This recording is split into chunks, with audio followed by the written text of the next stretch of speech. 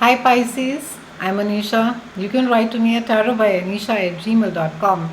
And this is your monthly forecast for November 2012. It's a very exciting month, Pisces. We have a lot of planetary movement that's happening. We have a Mars that is active. We have Pluto and Uranus that are also active along with Venus. We have two eclipses, a solar and a lunar eclipse, and we have a Mercury that is retrograde. Let's start this month with Venus clashing with Uranus, and this is focusing on your second house of earned income, which indicates that there could be some amount of unexpected expenses, big ticket purchases that you may make all of a sudden, and it could be something that, of course, will make you happy, but it could burn a hole in your pocket as well. But it's all good. We also have Mercury that is going retrograde between the 6th and the 26th, and like the Mercury drill, you need to be careful about your travel plans. There could be some travel glitches. You need to be careful about your communication, both written as well as oral. Be careful about also the SMSs that you're forwarding. They could be misconstrued. Be very careful about your emails. Ensure that everything is detailed out well. Ensure that you are, especially if you're signing contracts, it's not a great time to be signing, but nonetheless, you read the fine print very well. Also, during a retrograde, it's always never a great time to be, especially like I said, if you're making a big ticket purchase, ensure that the warranties and all the return clauses and everything that is there in place. However, there is a retrograde and there is a reality. If you must purchase and if you must sign or if you must commit for a new job, do ensure that what it is that you're being offered is what it is there in reality as well. So there could be a mismatch of expectations at this time.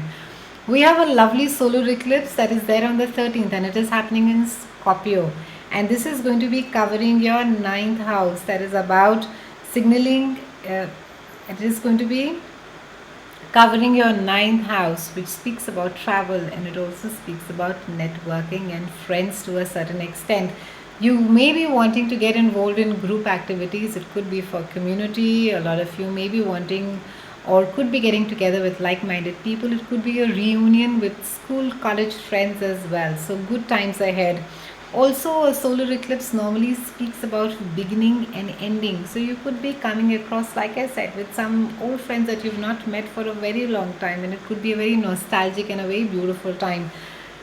Neptune now, the planet of creativity, inspiration, and also the planet of compassion and sacrifice, moves forward in your first house, and that is your own house. And Neptune is your ruling planet, which makes the combination very potent. And Neptune is, while of course, you know, when you work along with the Neptunian energy, no doubt that you get inspired and there's a lot of creativity, but it can also engulf you with its own energy, that is of not being able to see clearly or being too, I would say, bogged down by either if it is love or it is work. You just seem to get, it just sort of weighs you down. So try not to lose your focus, and I think a lot of you are wanting a lot of freedom as well. There is wanting a sense of adventure as well, Pisces. I think a lot of you are seeking more than what it is, and I would say good for you. Go out and get it.